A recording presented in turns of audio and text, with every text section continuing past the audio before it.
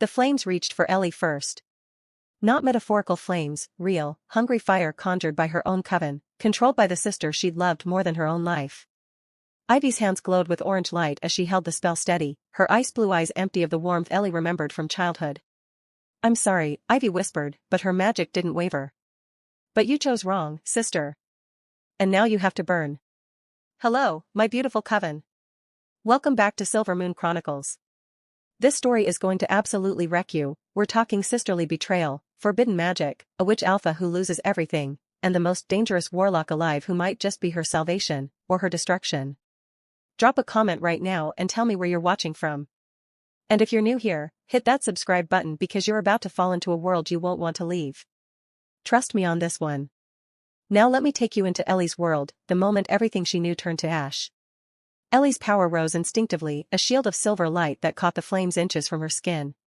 But this wasn't just any fire, it was infused with Ivy's signature magic, the kind only blood could create, only a sister could wield. It hurt twice as much because of that. "Ivy, please." Ellie's voice cracked. Around them, the sacred grove burned. Ancient trees that had witnessed 1,000 years of witch gatherings, now reduced to kindling because Ellie had made one choice. One impossible, heart-wrenching choice. She'd saved a human child. The Coven's first law was absolute: protect the secret. Protect the magic. Humans are not our concern. But when Ellie had seen the little girl drowning in the lake, no older than 6, blonde curls floating around her face, eyes wide with terror, she hadn't thought about laws. She'd thought about the sister she'd once pulled from that same lake 20 years ago. The sister who was now trying to kill her. "You broke our most sacred law," Kimberly's voice rang out across the grove. The Coven elder stood on the ceremonial platform, her silver hair whipping in the magical wind, her hands raised in judgment. "Ellie Thornwood, Alpha of the Silvercrest Coven, you exposed our magic to save a human child. The penalty is death by fire." She was 6 years old. Ellie's shield flickered as emotion compromised her control. "I wasn't going to let her drown." "And you revealed levitation magic to her parents, healing magic to the witnesses, and transformation magic when you shifted the water itself." Kimberly's expression was carved from stone. "You might as well have held a press conference, Alpha." The title, Alpha, felt like mockery now. Ellie had earned that position at 23, the youngest witch alpha in 5 centuries. She'd been powerful, respected, destined for greatness. Her parents had died protecting the Coven from a warlock attack when she was 16, and she'd channeled that grief into becoming everything they'd dreamed for her. And Ivy? Ivy had been right beside her. Her little sister, only 2 years younger, her best friend, her confidant. Together, they'd been unstoppable. Until today. "Ivy," Ellie tried again, lowering her shield slightly, making herself vulnerable. "You don't have to do this. You can stand with me. We can leave together, start over." "I'm not leaving." Ivy's voice was cold, final. "I'm not throwing away everything for your mistake. Someone has to stay and fix what you destroyed." The words hit harder than any spell. "The Coven elder position is mine now," Ivy continued, and Ellie saw it, the ambition that had been growing like poison ivy for years, hidden beneath smiles and sisterly affection. "You abdicated the moment you chose a human over us. I'm taking your place. I'm taking everything. You planned this." The realization crashed over Ellie like ice water. "You wanted me to break the law. You've been waiting for me to slip up." Ivy's smile was answer enough. The betrayal carved through Ellie's chest worse than any blade. She'd raised Ivy after their parents died. Taught her magic, protected her from the darker covens, groomed her to be her second-in-command. And all along, Ivy had been waiting for the perfect moment to take everything. "Last chance, Ellie." Kimberly's hands began to glow. Submit to judgment, or face the full wrath of the Silvercrest Coven. Ellie looked around at the witches surrounding her, 50 members of her coven, faces she'd known her entire life. Not one of them spoke in her defense. Not one of them looked conflicted about burning their alpha alive. Fear. They were all afraid. Of the Council of Elders. Of punishment for association. Of losing their own power if they defended her. She was alone. "I won't submit," Ellie said quietly. "But I won't fight you either. I'll leave. Exile me, strip my title, take everything, but I won't let you kill me for saving a child's life." "Exile isn't an option," Kimberly began. Ellie didn't wait to hear the rest. She dropped her shield and ran. Power exploded behind her, fire, lightning, binding spells, all meant to stop her, capture her, drag her back for execution. Ellie wove through the trees, her own magic creating obstacles, roots that erupted from the ground to trip her pursuers, thorns that grew into walls, mist that obscured her path. She was Witch Alpha for a reason. Even betrayed, even heartbroken, she was still the most powerful witch in Silvercrest. But they had numbers. And they had Ivy, who knew every spell Ellie had ever created, every defensive move she'd ever taught. A binding spell caught Ellie's ankle. She went down hard, hitting the forest floor with enough force to knock the wind from her lungs. Before she could dissolve the spell, 3 more wrapped around her wrists and throat. Got her, someone shouted. Ivy appeared through the smoke, her red hair gleaming like blood in the firelight. She crouched beside Ellie, her expression almost pitying. You could have had everything, Ivy whispered. Power, respect, immortality in the Coven histories. But you threw it away for a human brat who won't even remember you tomorrow. I'll remember me, Ellie gasped against the binding at her throat. And I'll remember you. What you did. What you became. Something flickered in Ivy's eyes, regret? Doubt, but it vanished as quickly as it appeared. Goodbye, sister. Ivy stood, raising her hands. I'll make this quick. More mercy than you deserve. The fire spell built between Ivy's palms, white-hot and lethal. Ellie closed her eyes. After everything, the years of training, the battles won, the Coven protected, this was how it ended. Killed by her own sister for the crime of compassion. I don't regret it, she thought. I'd save that little girl again. The fire spell launched. And was swallowed by darkness. Not regular darkness. This was living shadow, thick and cold and utterly foreign to witch magic. It absorbed Ivy's spell like it had never existed, then spread outward in waves that made every witch in the grove stagger back. A figure materialized from the shadows. Tall. Male. Dressed entirely in black, with hair so dark it seemed to absorb light. But it was his eyes that made Ellie's breath catch, violet, glowing with power that shouldn't exist, power that made her Coven's magic look like candlelight next to the sun. And when those violet eyes locked onto hers, Ellie felt something snap into place inside her chest. Not painful like the bindings. Not breaking like her heart. Connecting. Like 2 halves of a spell recognizing each other. Like fate clicking into alignment. No, she thought desperately. Not now. Not him. Because she knew exactly who stood before her. Zane Blackwood. The Shadowmancer. The Warlock so dangerous that even the Council of Covens refused to speak his name aloud. The man who'd single-handedly destroyed the Blood Moon Coven 5 years ago, leaving no survivors. The most feared Warlock in existence. And apparently, impossibly, her fated mate. Well, Zane said, his voice deep and dark as midnight, this is unexpected. He didn't sound upset about it. If anything, he sounded amused. The binding spells around Ellie dissolved into nothing, the magic simply ceasing to exist in his presence. She scrambled to her feet, putting distance between herself and both Zane and her former coven. What are you doing here? Ivy demanded, but Ellie heard the fear underneath. Everyone feared Zane Blackwood. Passing through. Zane's eyes never left Ellie. Having a lovely evening walk through your sacred grove.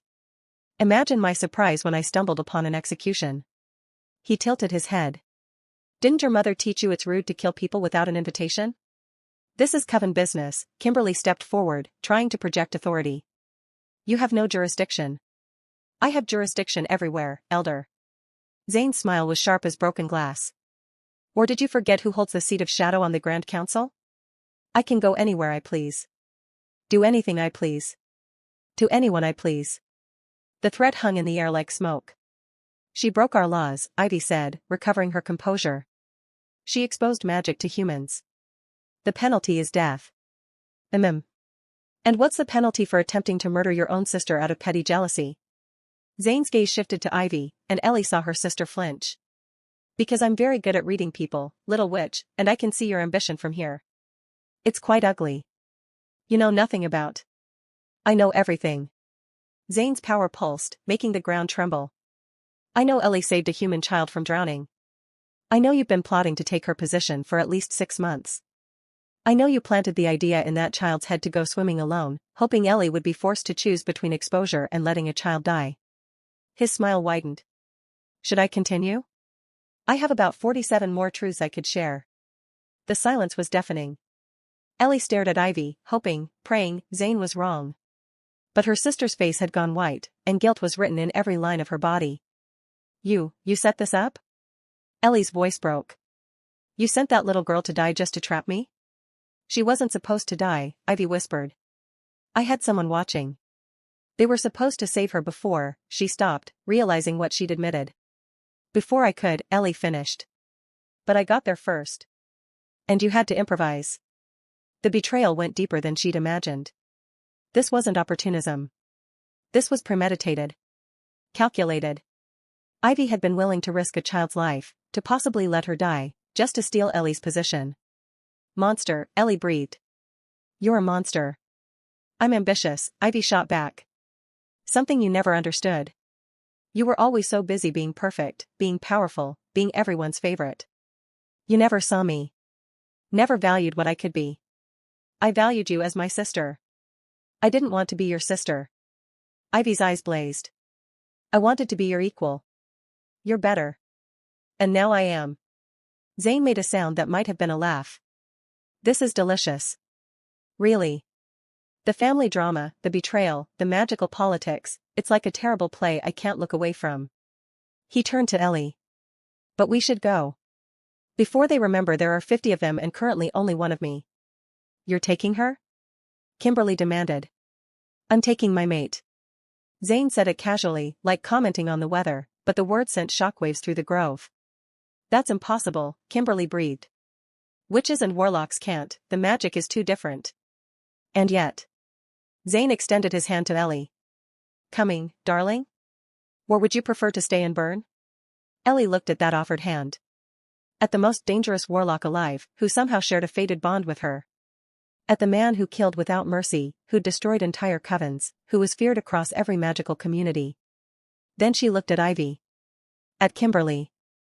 At the coven that would see her dead for saving a child. She took Zane's hand. The world dissolved into shadow. They materialized in a clearing miles from the sacred grove, deep in forest Ellie didn't recognize. The transition through shadow had been disorienting, like being underwater and flying and falling all at once. Ellie immediately let go of Zane's hand and stumbled away, her magic rising defensively. Easy, Zane said, raising his hands in mock surrender. I just saved your life. Least you could do is not blast me with whatever aggressive magic you're planning. Why? Ellie demanded. Why save me? What do you want?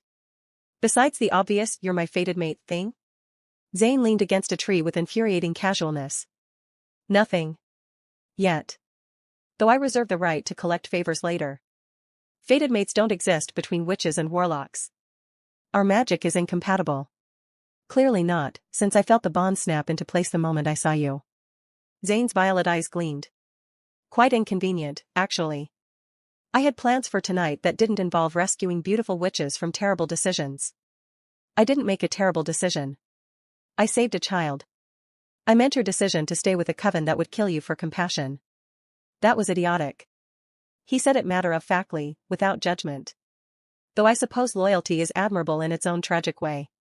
Ellie wanted to argue, but exhaustion crashed over her like a wave. The adrenaline was fading, leaving behind the reality of what had just happened. She'd lost everything. Her title, her coven, her sister, her home.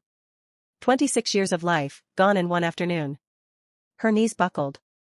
Zane caught her before she hit the ground, his arms surprisingly gentle for someone called the Shadowmancer. All right, let's sit before you fall. He guided her to a fallen log, his shadows forming a cushion beneath her. Shock is setting in. Breathe. In for 4, hold for 4, out for 4. I know how to breathe, Ellie snapped, but she followed the pattern anyway. It helped. Marginally. Good. Now. Zane sat beside her, maintaining a respectful distance. I'm going to ask you some questions, and I need honest answers. First, do you have anywhere safe to go? Ellie shook her head.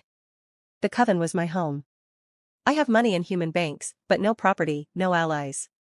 Ivy made sure I was isolated, I just didn't see it. Second question, are you planning to go back and try to reason with them? No. The answer was immediate. They tried to kill me. Ivy tried to kill me. There's no reasoning with that. Smart girl. Zane pulled out what looked like a small mirror, spoke a word in a language Ellie didn't recognize, and the glass glowed. Ethan, I need the East Wing prepared. Guest accommodations. A pause. Because I found something interesting. Just do it. He vanished the mirror. You'll stay with me? Absolutely not. You have a better option? Literally anything is better than staying with a warlock who destroys covens for fun. I don't do it for fun, Zane said mildly. I do it for justice. There's a difference. He stood, brushing dirt from his black coat. The Blood Moon Coven was trafficking human children to use in blood magic. I gave them multiple chances to stop. They didn't. So I ended them. Ellie's magic quieted slightly. That's not what the stories say. Stories are rarely accurate. He offered his hand again. Look, I understand this is overwhelming. You've been betrayed, nearly murdered, and discovered you're fated to someone with a terrible reputation. But right now, you need somewhere safe while you figure out your next move. I'm offering sanctuary. No strings, no obligations. Just a place to breathe. Why would you help me? Because you're my mate, and despite my reputation, I'm not a complete monster. His expression softened slightly. Also because I saw you choose to save a child even though you knew it would cost you everything. That kind of integrity is rare. I respect it. Ellie studied him. Everything she'd been taught said warlocks were dangerous, unpredictable, not to be trusted. But everything she'd been taught also said her coven would stand by her, and that had proven catastrophically wrong. One night, she said finally. I'll stay one night while I figure out what to do next. Fair enough. Zane's smile was dangerous and somehow reassuring at the same time. Though I think you'll find my hospitality quite compelling. I make excellent breakfast. Before Ellie could respond, pain lanced through her chest. She gasped, clutching at her heart as her magic writhed inside her. What's happening? They're severing your connection to the Coven's power source, Zane said, his expression darkening. The bond that links all Silvercrest witches. They're cutting you off. The pain intensified. Ellie felt the magical ties that had connected her to her sisters since birth being ripped away one by one. Ivy's bond went first, a tearing sensation that made Ellie cry out. Then the others, 50 connections severed in rapid succession. When it finally stopped, Ellie felt hollow. Like someone had carved out a piece of her soul. I can't feel them anymore, she whispered. I can't feel anyone. You're officially exiled. No witch in Silvercrest will acknowledge you. If you try to return, the wards will treat you as an enemy. Zane knelt beside her. I'm sorry. I know it hurts. How would you know? I was exiled from my own coven once. His violet eyes held ancient pain. 20 years ago. I know exactly how this feels. Ellie looked up at him, this dangerous warlock who somehow understood. What did you do? To get exiled? I fell in love with someone I wasn't supposed to. His smile was bitter. Turns out covens really hate it when their golden boy refuses an arranged marriage to run off with a hedge witch. They killed her to teach me a lesson. I killed them to return the favor. The Blood Moon Coven? Ellie asked. Different coven. That was later. Zane stood again. The point is, I understand loss. Betrayal. Having everything you knew torn away. And I promise you, it does get better. Eventually. Does it? No, he admitted. But you learn to build something new. Something that can't be taken away because it's yours alone. Ellie wanted to collapse. To cry. To rage at the unfairness of everything. But she forced herself to stand, forced her spine straight despite the pain. All right, she said. Show me this sanctuary of yours. But if this is some elaborate scheme to steal my magic or use me in dark rituals, I'll let you blast me with your most powerful spell, Zane finished. Deal? Deal. He offered his hand one more time. This time, when Ellie took it, she felt the fated bond pulse between them, a connection she didn't want, didn't ask for, but couldn't deny. The shadows rose around them, and they vanished into darkness once more. Zane's home wasn't what Ellie expected. She'd imagined something dark, gothic, probably covered in skulls and ominous warnings. Instead, the Blackwood estate was a sprawling mansion of stone and glass, nestled in mountains that looked untouched by civilization. Gardens surrounded the building, not manicured formal gardens, but wild organized chaos, with plants that glowed softly in the darkness. It's beautiful, Ellie breathed before she could stop herself. Thank you. Zane sounded genuinely pleased. I designed it myself. Took 30 years to get everything exactly right. 30 years? How old are you? Old enough that asking is rude. His smile took the sting from the words. Come on. Ethan will have prepared the east wing by now. They entered through massive doors that opened at a gesture from Zane. Inside was just as unexpected, warm woods, comfortable furniture, art on the walls that was actually tasteful.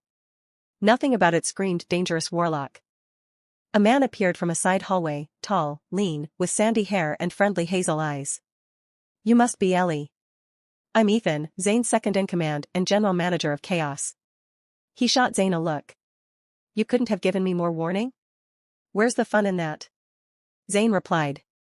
East wing ready? As ordered. Though I still don't understand why you need, Ethan stopped mid-sentence, his eyes widening as he looked between them. Oh. Oh no. You found her. Your fated mate. Turns out fate has a sense of humor, Zane said dryly. This is going to be so complicated, Ethan muttered. Then, to Ellie, welcome to Blackwood Estate. Please excuse my employer's terrible life choices and general disregard for consequences. Despite everything, Ellie almost smiled. He saved my life tonight. He does that sometimes. Usually right before making it infinitely more complicated. Ethan gestured down a hallway. Your rooms are this way. I prepared dinner, drawn a bath, and laid out clothes that should fit. If you need anything else, just call. Literally, the house is enchanted to respond to requests. As they walked, Ellie noticed details she'd missed before. Wards, subtle but powerful, woven into every surface. Protection spells so complex they made her head spin. This wasn't just a home, it was a fortress. How many people live here? She asked. Just us 3 currently, Zane replied. Though we have about 20 staff who come and go, gardeners, cooks, housekeepers. All magical, all loyal, all discreet. And all paid handsomely, Ethan added. Zane might be terrifying, but he's an excellent employer. Stop making me sound like a decent person, Zane grumbled. It'll ruin my reputation. They reached a door at the end of the hallway. Ethan opened it with a flourish, revealing a suite that was larger than Ellie's entire cottage back at Silvercrest. I'll leave you to settle in, Zane said. Dinner is at 8 if you're hungry. Otherwise, rest. You've had a hell of a day. Thank you, Ellie said quietly. I mean it. Whatever your reasons, you saved my life. I won't forget that. Something flickered in Zane's violet eyes, surprise? Pleasure, but it vanished quickly. Get some rest, Ellie. Tomorrow we'll figure out what comes next.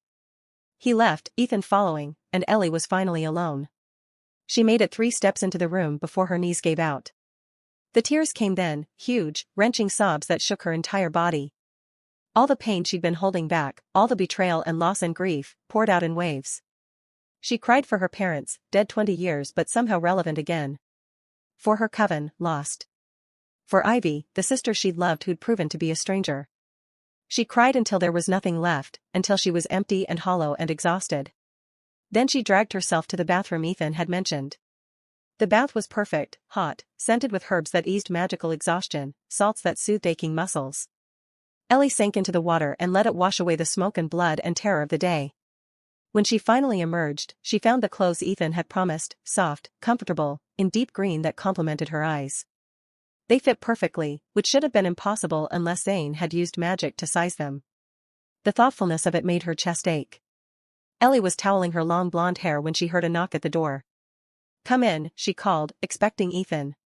Instead, a young woman entered, barely 18, with dark curls and nervous energy. Hi. I'm Daisy. I guess I'm the apprentice here? Still figuring out my role. She held up a tray. Ethan said you might not want to come down for dinner, so I brought food up. And tea. And also cookies because everyone needs cookies after a terrible day. Despite everything, Ellie found herself warming to this nervous, chattering girl. Thank you, Daisy. That's very kind. Oh, it's nothing. I mean, it's something, but not compared to what you've been through. Daisy set the tray down, then seemed to realize she was staring. Sorry.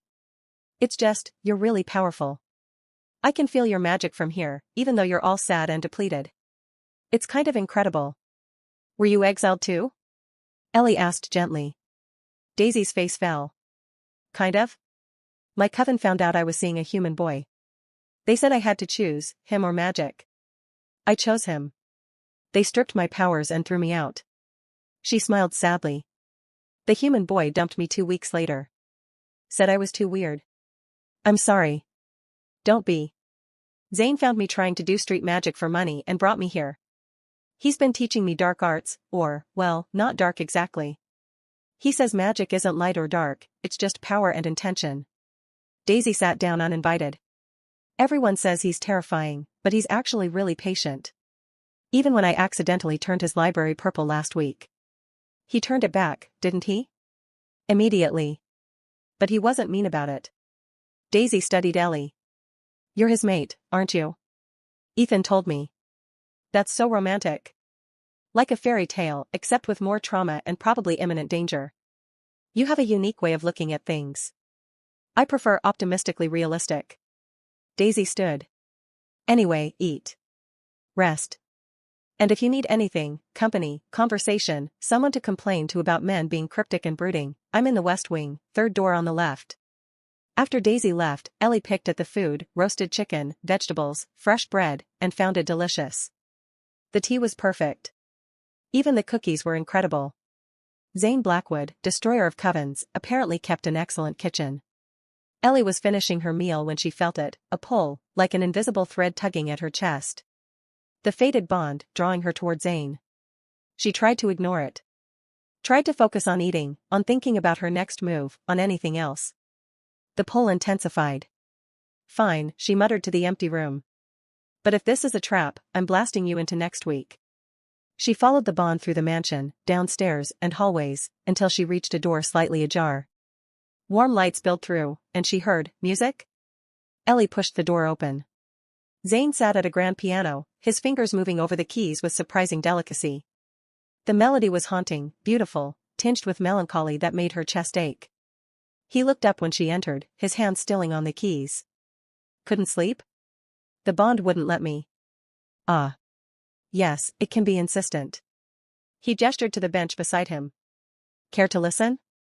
Music helps me process difficult days. Ellie should have said no. Should have gone back to her room, maintained distance, protected what was left of her shattered heart. Instead, she sat. Zane resumed playing, and Ellie closed her eyes, letting the music wash over her. It spoke of loss and loneliness, of power that isolated, of choices made and regretted. It spoke to every wound she carried. When the last note faded, silence filled the room. That was beautiful, Ellie whispered. Sad, but beautiful. Like you. Zane's voice was soft. Powerful, which brought low by those who should have protected her. Beautiful in your grief, beautiful in your strength. You don't know me. I know you saved a child at cost of everything. I know you'd do it again. His violet eyes found hers. I know you're stronger than you think, and that scares you. Because if you're strong enough to survive this, you're strong enough to become something they'll fear. I don't want to be feared. Maybe not. But you will be. Zane stood, offering his hand. Come with me. I want to show you something. Zane led her through the mansion to a door that thrummed with power.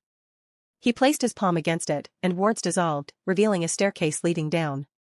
My workshop, he explained. Where I practice the magic your coven would call forbidden. The workshop was massive, carved from living stone, lit by floating orbs of violet light. Tables held books, crystals, components Ellie didn't recognize. But what drew her attention was the wall, covered in names, hundreds of them, written in silver ink that glowed softly. What is this? She breathed. Everyone the Grand Council has exiled, executed, or erased from magical history. Zane's voice was hard.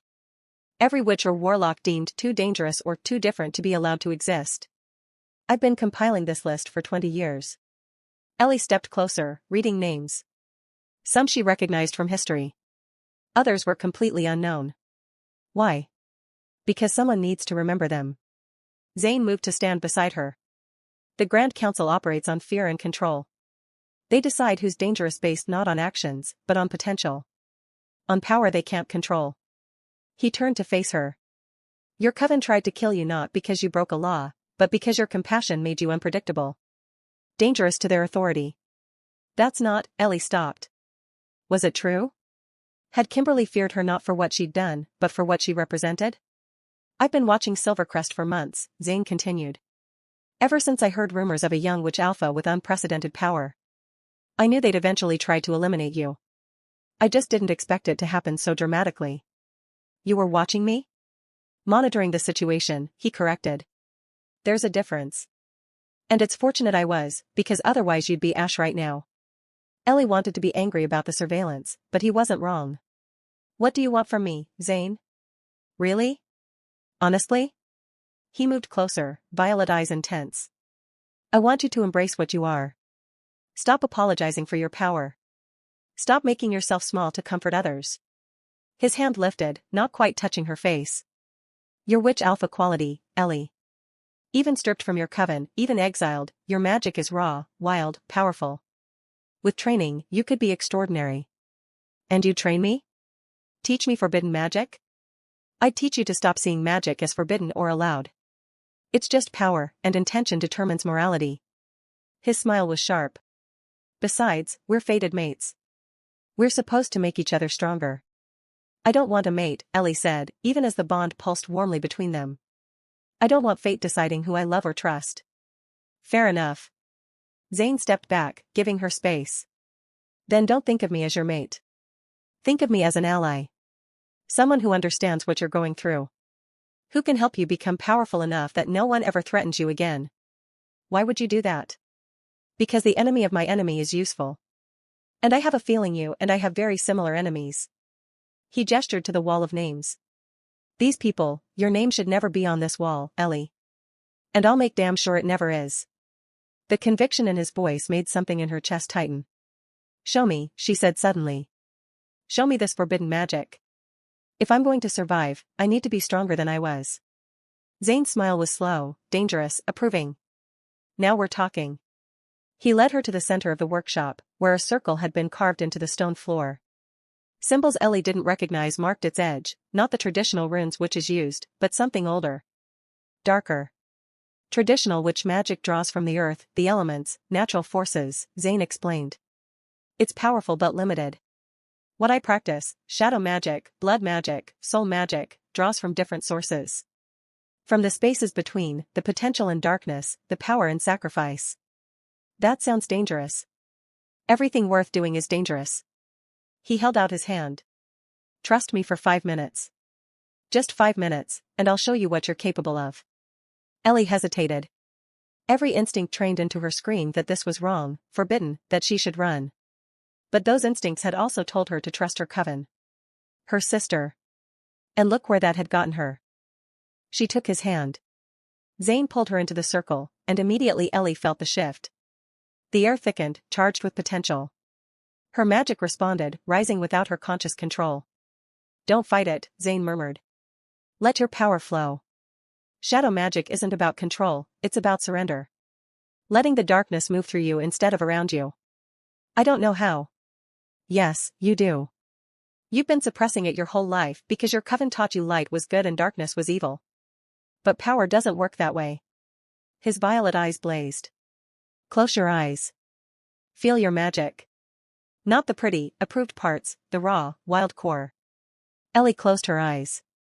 Felt her magic swirling inside her, silver, like moonlight, the color that had marked her as special from birth. But beneath that silver, something else. Something deeper. Darker. A well of power she'd never acknowledged because acknowledging it felt wrong. There it is, Zane whispered. Stop hiding from it. Ellie reached for that dark power. Pain exploded through her body. She screamed, collapsing, but Zane caught her. Too fast, he said. You can't force it. Let me show you. His magic rose, shadows spilling from him like ink in water. They wrapped around Ellie, gentle despite their darkness, and she felt peace. The shadows weren't evil. They were just quiet. Restful. The absence of light, which wasn't the same as the presence of malice. Darkness is rest, Zane's voice came from everywhere and nowhere. It's sleep. Dreams. The spaces where creation begins. Your coven taught you to fear it because darkness can't be controlled the same way light can.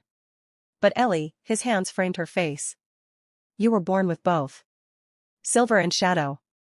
Light and dark. You're not meant to choose. You're meant to balance. The shadows withdrew, and Ellie opened her eyes to find Zane watching her with something like reverence. Try again, he said.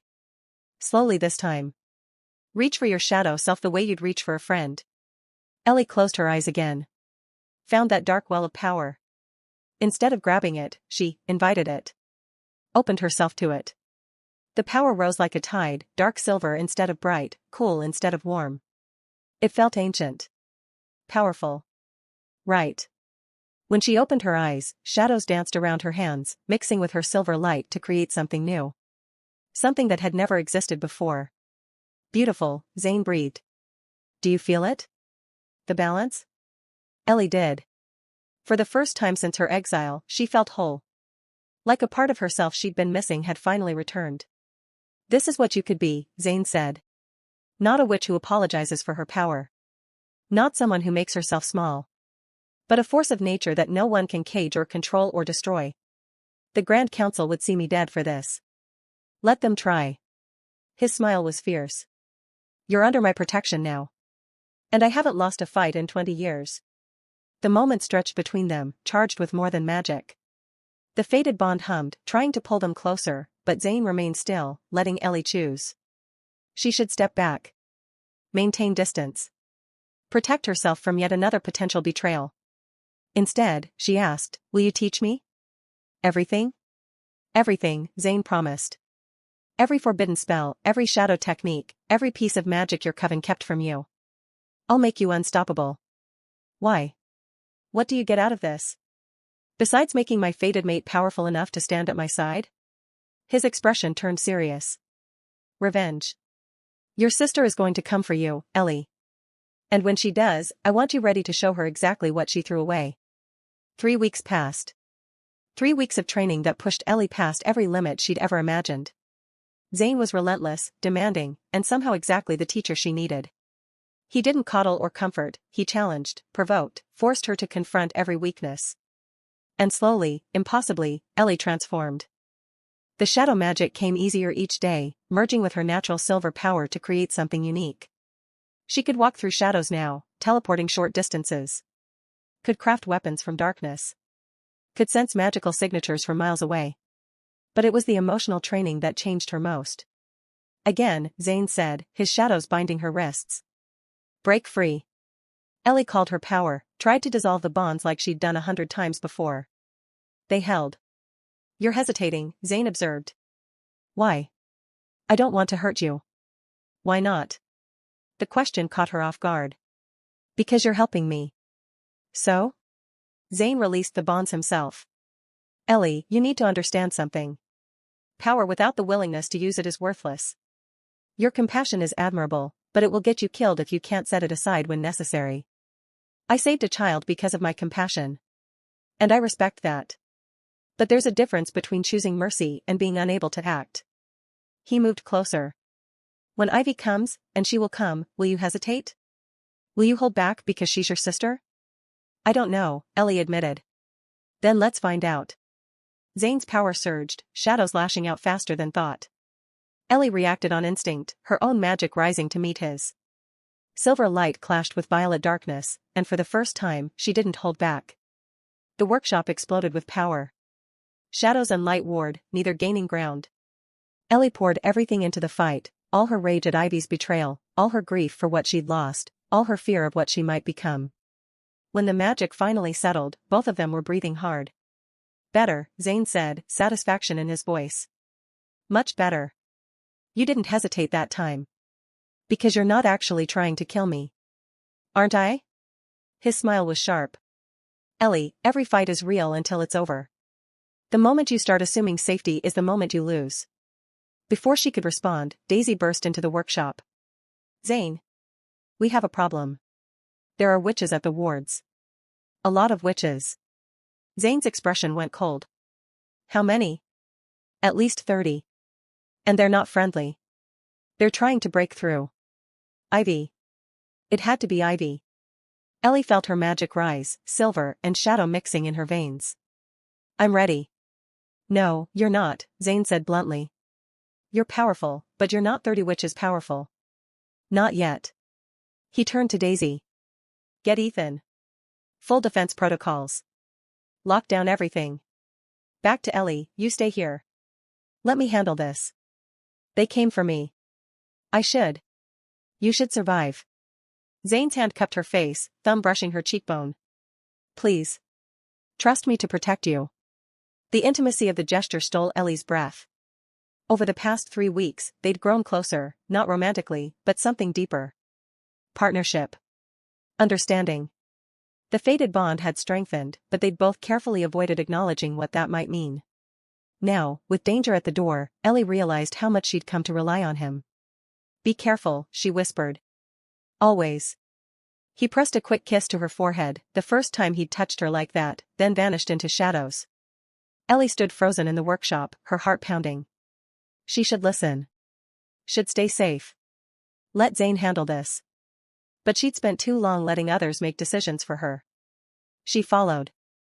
The front of the estate was chaos. 30 witches, all wearing Silvercrest colors, surrounded the property, their combined magic battering at Zane's wards. At their center stood Ivy, power radiating from her in waves. And beside her, someone Ellie didn't recognize. A woman with white blonde hair and eyes like ice. Power rolled off her in suffocating waves, council-level power. Zane Blackwood. Ivy's voice carried across the grounds. We know you're harboring a fugitive. Surrender Ellie Thornwood, and we'll leave peacefully. Zane materialized on the mansion's front steps, Ethan beside him. Peacefully? Is that what you call 30 witches attacking my home? We're here for justice, Ivy declared. My sister broke our most sacred laws. She must face consequences. Your sister saved a child, Zane replied. If that's a crime worthy of death, then your laws are the problem, not Ellie. The white-haired woman stepped forward. I am Helena Frost, member of the Grand Council. The Silvercrest Coven has petitioned for justice against Ellie Thornwood. As a council member, I'm here to ensure due process. Due process?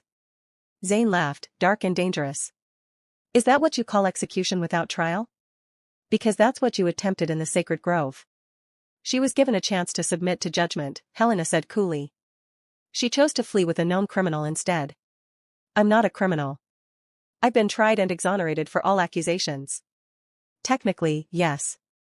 But your methods are questionable at best. Helena's ice blue eyes fixed on him. Regardless, this isn't about you. Surrender the fugitive, or we'll take her by force. You're welcome to try. Zane's power exploded outward, shadows rising like walls around the estate. But I should warn you, my wards are designed to kill. Anyone who crosses that line without my permission won't cross back. From her hiding spot behind a stone column, Ellie felt magic building.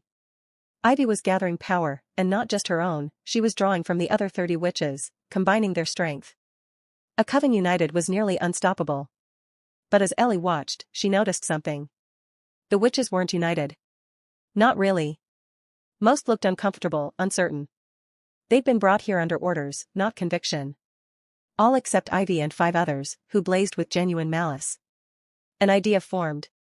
Ellie stepped out from her hiding place. Ivy. Let's talk. Every head swiveled toward her. Ellie, no, Zane started, but she raised a hand. It's fine. I'm not hiding anymore. She walked down the steps, stopping just inside Zane's wards. You wanted me, sister? Here I am. Ivy's expression twisted with satisfaction. Finally. The coward shows herself. I'm not a coward for refusing to burn for saving a child's life. Ellie's voice rang clear. But I am curious, did you tell everyone here the truth about what happened? About how you set that little girl up to drown? How you planned my downfall for months? Murmurs rippled through the assembled witches. She's lying, Ivy said quickly. Trying to divide us. Am I? Ellie looked at the other witches. How many of you actually witnessed what happened?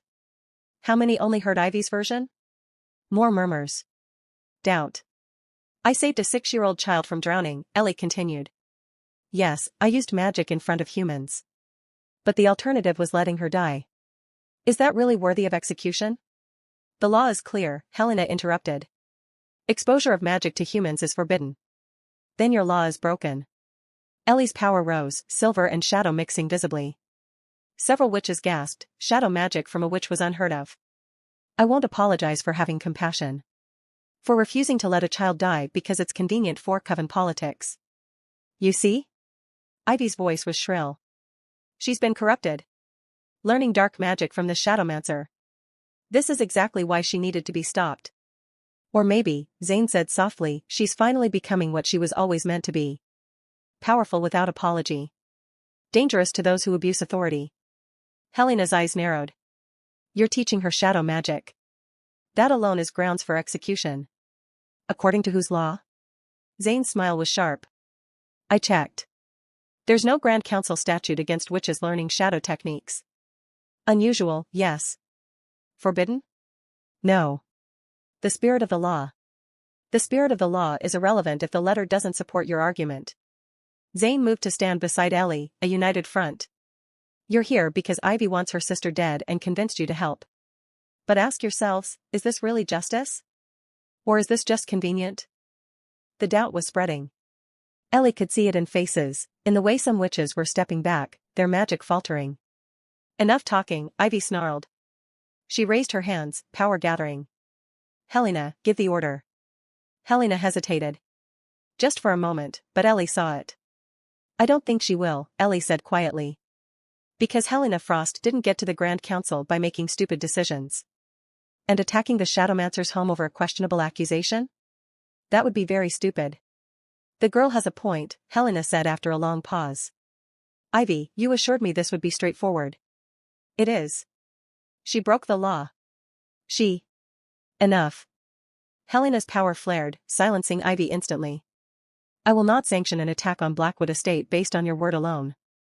If you want Ellie Thornwood brought to justice, you'll need to petition the full council with evidence. Until then, this matter is closed. But. Closed. Helena turned to leave, then paused. Zane Blackwood. A word of warning, the council is watching your activities with interest. Don't give us reason to act. I never do, Zane replied. All my actions are perfectly justified. Helena's smile was cold. That's what concerns me.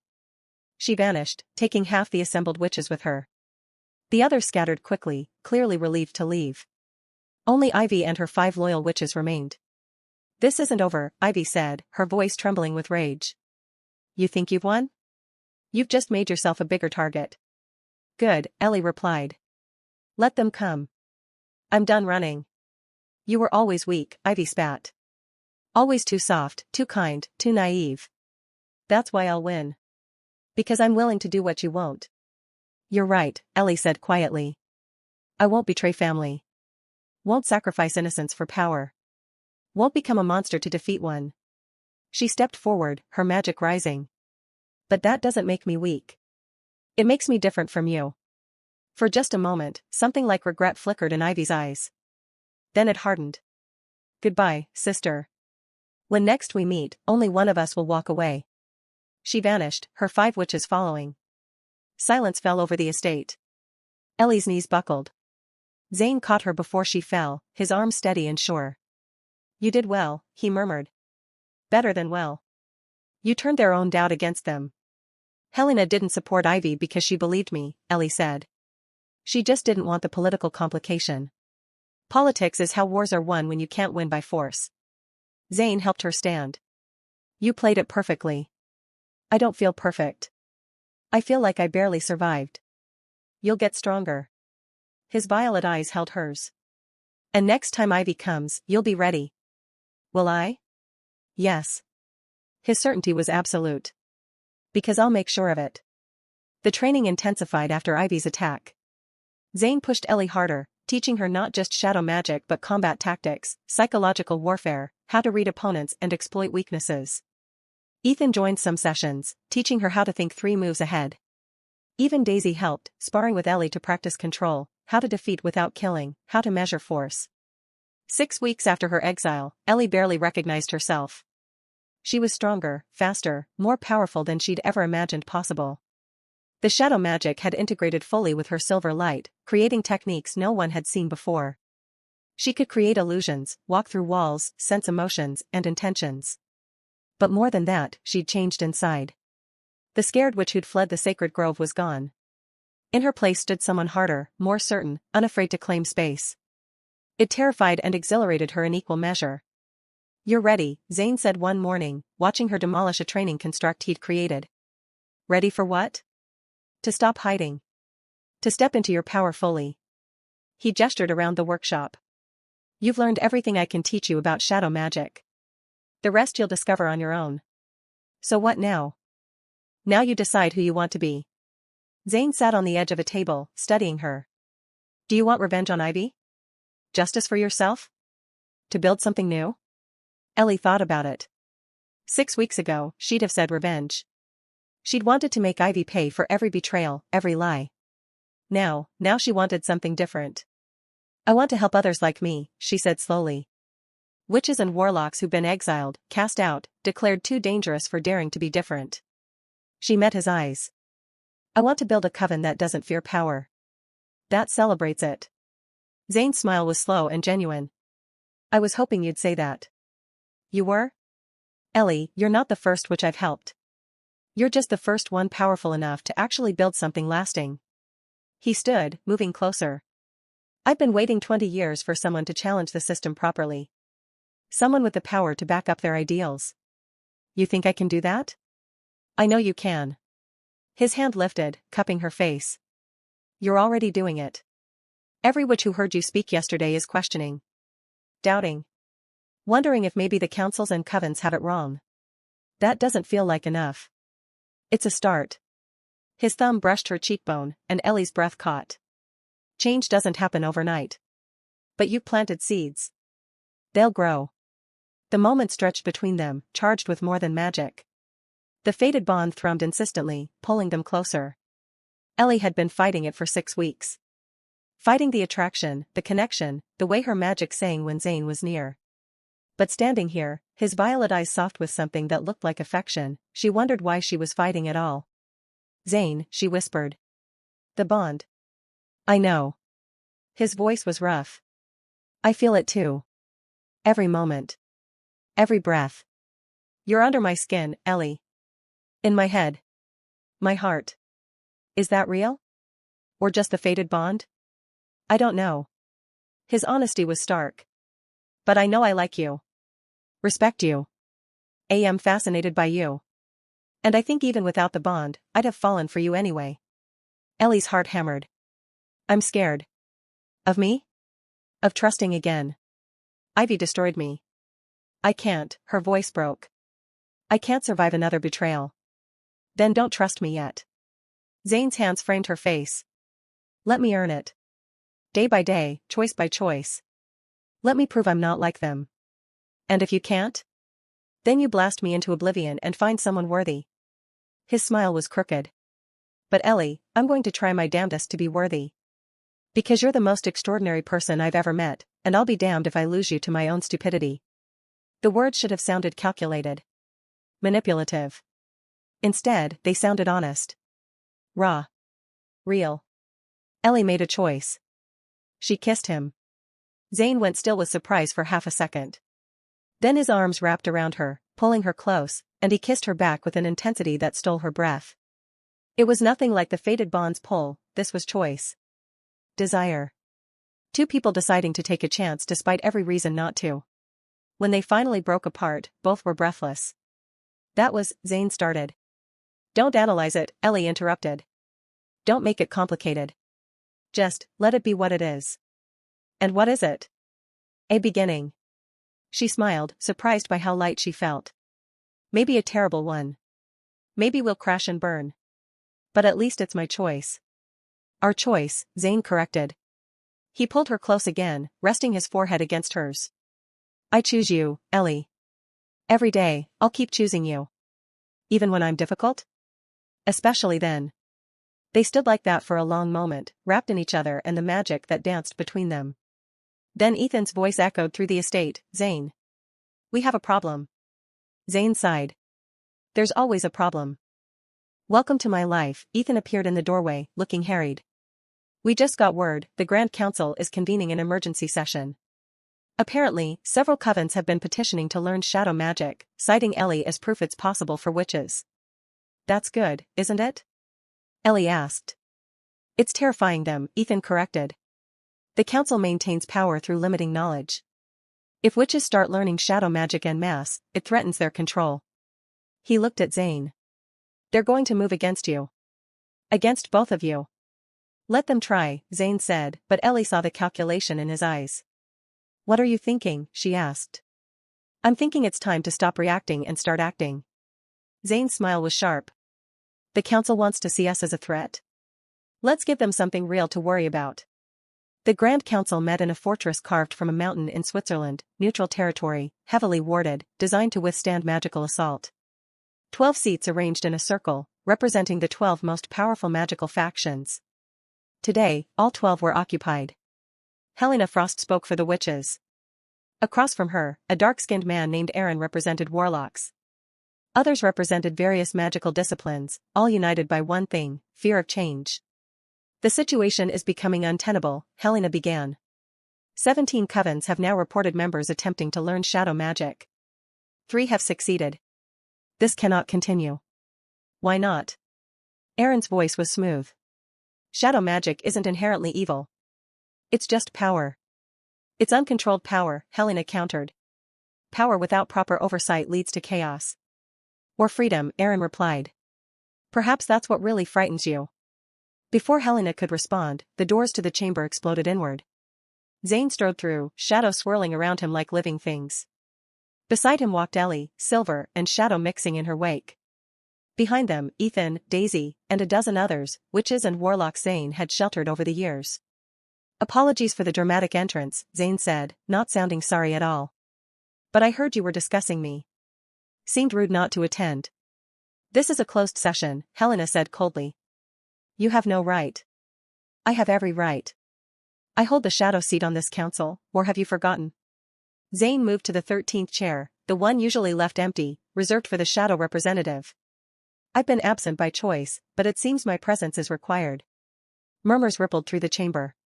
You abdicated that seat 20 years ago, Helena said. No, I stopped attending because this council bored me. There's a difference. Zane sat, utterly relaxed despite the tension.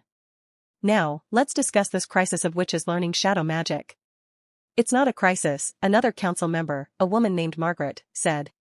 It's a security concern. Shadow magic in untrained hands could be catastrophic. Then train them properly, Ellie spoke for the first time, her voice clear and strong. Instead of hoarding knowledge, share it. Teach witches and warlocks to use shadow magic responsibly. And who would teach them? Helena demanded. You? A exiled witch who's been learning for mere weeks. If necessary, yes. Ellie moved to stand beside Zane's chair. I'm living proof that witches can learn shadow techniques. That light and dark can coexist. You're an anomaly, Helena said. And likely corrupted. Careful. Zane's voice dropped to something dangerous. Insult my mate again, and we'll have a different kind of problem. The word, mate, sent shockwaves through the chamber. You're claiming her as your fated mate? Aaron sounded intrigued. A witch and warlock bonded. That's unprecedented. Everything about Ellie is unprecedented, Zane replied. Which is exactly why you're terrified.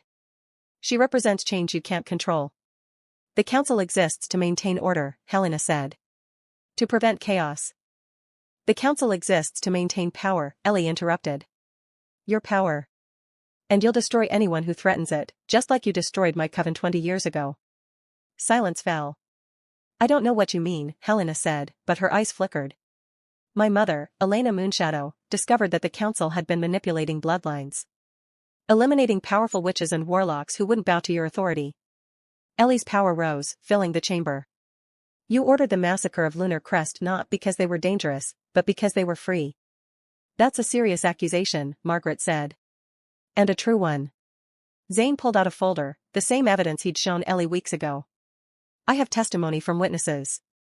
Documents signed by council members authorizing the strike. Proof that Lunar Crest was destroyed for political reasons, not justice. He tossed the folder onto the chamber floor. Paper scattered, and several council members blanched. Where did you get that? Helena demanded. I've been investigating your crimes for 20 years, Zane replied. Turns out, you're not as careful as you think. Even if this is true, and I'm not admitting it is, it changes nothing, Helena said. The council's decisions are final. Not anymore. Ellie's magic flared, silver and shadow intertwining. I hereby invoke the right of challenge. More murmurs. The right of challenge was ancient, rarely used, a way for any magical being to challenge council authority directly. You can't challenge the entire council, Helena said. No, but I can challenge you. Ellie locked eyes with Helena. You represent which interests? You pushed for my exile, my execution, and the suppression of shadow magic. I challenge you for your seat. This is absurd, Helena said, but Ellie saw fear flash in her ice blue eyes. Is it? Or are you just afraid you'll lose? Ellie smiled. The right of challenge is clear. I fight you, one-on-one. Winner takes the council seat. Unless you're afraid of one exiled witch? Helena stood, power rolling off her in waves. I accept your challenge. And when I destroy you, it will prove once and for all that shadow magic is corruption. Or it will prove you've been hoarding power out of fear, Ellie countered. The chamber fell silent as Helena descended from her seat. Ellie moved to meet her in the center of the chamber, where a fighting circle had been carved into the stone. Ellie, are you sure about this? Zane asked quietly through their bond. No, she admitted. But I'm doing it anyway. Helena struck first, ice magic, sharp and deadly, designed to freeze and shatter. Ellie countered with shadow, absorbing the attack and redirecting it. Ice crashed harmlessly against stone. You've learned a few tricks, Helena acknowledged. But tricks won't save you. She attacked again, faster this time, combining ice with lightning, with binding spells, with pure force. Ellie dodged, deflected, countered with her own magic, silver light and shadow mixing in ways Helena couldn't predict. But Helena was council-level powerful. Centuries old, with skills Ellie couldn't match. A binding spell caught Ellie's wrist. Before she could dissolve it, ice followed, creeping up her arm toward her heart. You lose, Helena said. Ellie smiled. Not yet. She stopped fighting the ice. Instead, she embraced it, let the cold spread through her body.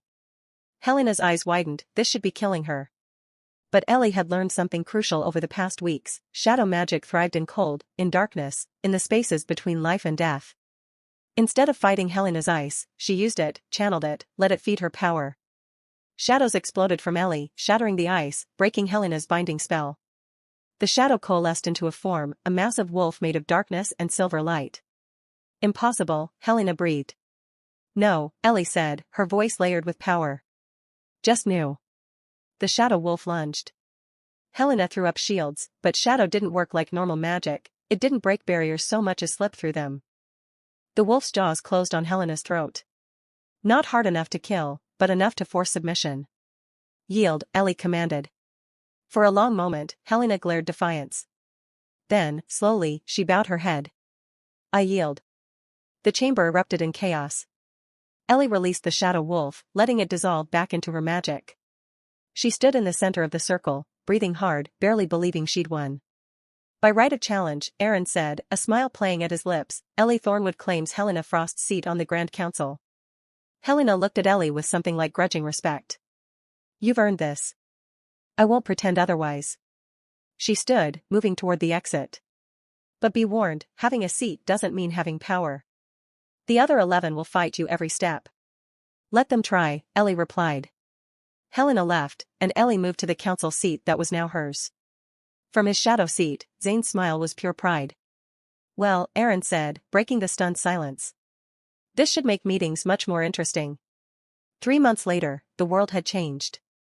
Ellie sat in her council seat, watching as another petition came through, a small coven requesting information about shadow magic, proper training, resources to help their members learn safely. She approved it. Like she'd approved the 17 before it. The other council members grumbled, but they couldn't override her.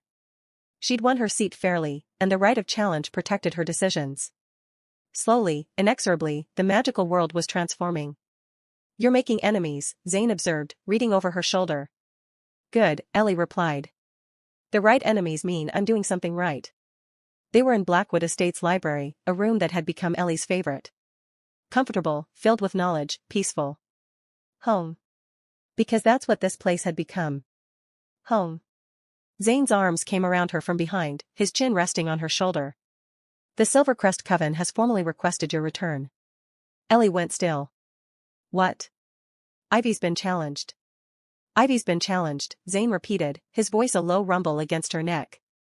A group of younger witches, inspired by your stand, has called for a vote of no confidence. They want you back, Ellie. They want you to lead them. Ellie looked down at the paperwork on her desk, the seal of the council staring back at her. The irony wasn't lost on her. The sister who had tried to burn her was now facing the same cold fire of rejection she had once ignited. They don't want me, Ellie said softly, they want the version of me they've created in their heads. The Eclipse Queen. If I go back there, I'm just stepping back into a cage, even if the bars are made of gold this time.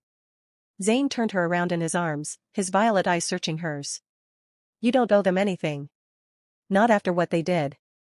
But if you don't go, Ivy will crush that rebellion. She's desperate now, and desperate alphas are the most dangerous. Ellie knew he was right. She could feel the faint, ghostly tug of the old coven bond, a phantom limb that still throbbed when the people she grew up with were in pain. I'm not going back as their alpha, Ellie decided, her jaw setting with a familiar spark of silver and shadow. I'm going back as a council member to oversee a fair transition. If Ivy is to fall, it has to be by the laws she used to break me. The return to the sacred grove was different this time. There were no chains, no executioners. Instead, a path cleared as Ellie and Zane walked through the ancient trees. The younger witches whispered as they passed, their eyes wide with awe at the iridescent shimmer of Ellie's cloak, a garment woven with her own eclipse magic.